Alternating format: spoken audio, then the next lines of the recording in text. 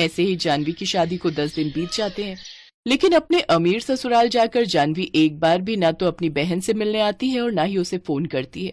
फिर शीतल ही जानवी को फोन करती है। कैसी हो जानवी? ससुराल जाकर तो तुम मुझे भूल ही गई। दीदी, आप तो जानती हैं ना अब हम दोनों के स्टेटस में कितना फर्क है, और सच कहूं तो निशांत और उसकी फैमिली नहीं चाहती कि मैं तुम जैसी गरीब से कोई रिश्ता रखूं।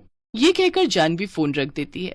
अपनी बहन की बातें सुनकर शीतल का मन दुखी हो जाता है। ऐसे ही दिन बीतते हैं। एक रोज शीतल अनिरुद्ध के साथ मॉल से कुछ सामान ले रही होती है। तभी उसकी नजर जानवी पर पड़ती है और वो झट से जाकर उसके गले लग जाती है। ओ दीदी, दूर हटो और भूलो मत अब मैं बड़े घराने की बहू हूँ और यहाँ सब मुझे जानते हैं। तभी अनिरुद्ध उससे गुस्से में बोलता है, भला ये क्या बात हुई? ऐसे कौन बात करता है अपनी बड़ी बहन से? आप भूलो मत कि आप मेरी बहन के बॉस हैं, उसके पति नहीं, तो आपको भी कोई हक नहीं है मुझसे ऐसी बात करने का। जानवी गुस्से में वहाँ से चली जाती है। देखा तुमने अपनी बहन को, कितनी बदल गई है वो। अपनी इसी बहन के लिए तुमने मुझसे रिश्ता जोड़ने से मना किया था ना। अब देख लियो उसके रंग ढंग, और अब तो तुम उसकी जिम्मेदारी से मुक्त हो चुकी हो ना, तो अब तो मेरा हाथ थाम लो। शीतल आखिरकार हाँ कर देती है। कुछ दिनों बाद उनकी शादी की तारीख निकल आती है। शीतल बड़े अरमानों के साथ अपनी छोटी बहन को न्योता देने उसके घर जाती है, लेकिन घमंड में चूर जानवी आने से मना कर देती है। शादी वाले दिन भी मंडप में बैठी शीतल बार बार जानवी के आने का इंतजार करती है, लेकिन वो नहीं आती। फिर उसके बिना ही वो अनिरुद्ध से शादी कर लेती है। अनिरुद्ध निशांत से बहुत अमीर होता है। अनिरुद्ध खुशी खुशी शीतल को ब्याह कर अपने साथ घर लाता है, जहाँ उसकी माँ बड़े प्यार से अपनी बहू का स्वागत करती है। तभी वहाँ जानवी रोते हुए आती है।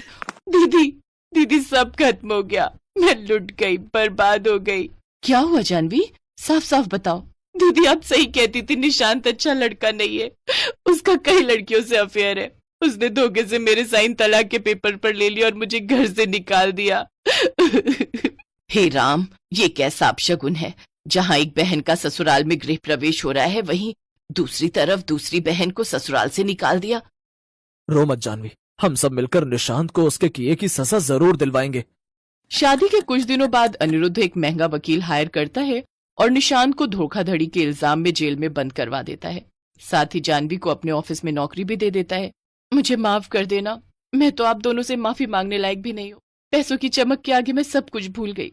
मुझे माफ कर देना दीदी। ऐसा मत बोल मेरी बहन, तू हमेशा मेरे लिए छोटी बहन, मेरी जान ही रहेगी और मैं तुझ पर कभी कोई आंच नहीं आने दूंगी। अब जानवी अनिरुद्ध की कंपनी में काम करने लगती है।